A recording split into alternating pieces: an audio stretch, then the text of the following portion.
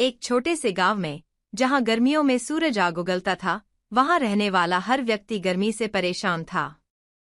गांव में एक गरीब दर्जी था, जिसका नाम रघु था। रघु बहुत मेहनती और ईमानदार था, लेकिन उसका काम चल नहीं पा रहा था। उसके पास न ही ज्यादा ग्राहक थे और न ही कोई खास साधन। एक दिन रघु जंगल में लकड़ी लेने गया। वहां उसे एक बूढ़ा साधु मिला, जो काफी थका हुआ लग रहा था। रघु ने साधु को पानी पिलाया और उनकी मदद की। साधु ने खुश होकर कहा, तुमने मेरी मदद की है, इसलिए मैं तुम्हें एक वरदान देना चाहता हूँ। साधु ने अपनी झोली से एक चमकता हुआ कपड़ा निकाला और कहा, यह कोई साधारण कपड़ा नहीं है। यह एक जादुई कपड़ा है। इससे जो भी कपड़ा बनेगा, वह एसी की तरह ठंडा रहेगा। इसे संभाल कर रखना और इसका सही उपयोग करना। रघु ने धन्यवाद कहकर वह कपड़ा लिया और घर लौट आया। वह सोचने लगा कि इसका क्या करे। अगले ही दिन उसने उस कपड़े से एक शर्ट बनाई और उसे बाजार में बेचने ले गया।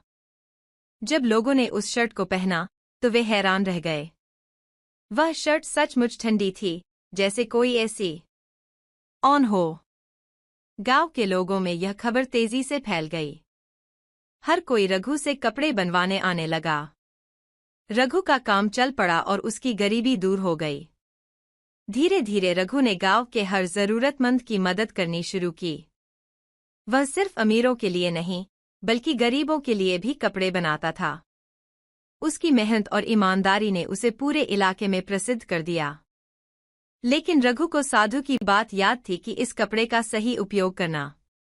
उसने कपड़े का गलत इस्तेमाल नहीं किया और जितना जरूरी था, उतना ही कपड़ा लिया।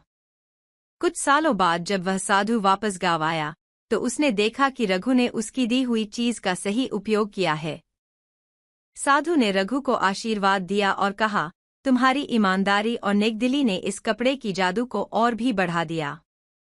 उस दिन से रघु का नाम जादुई दर्जी के रूप में प्रसिद्ध हो गया और उसका एसी कपड़ा सबके लिए एक वरदान बन गया।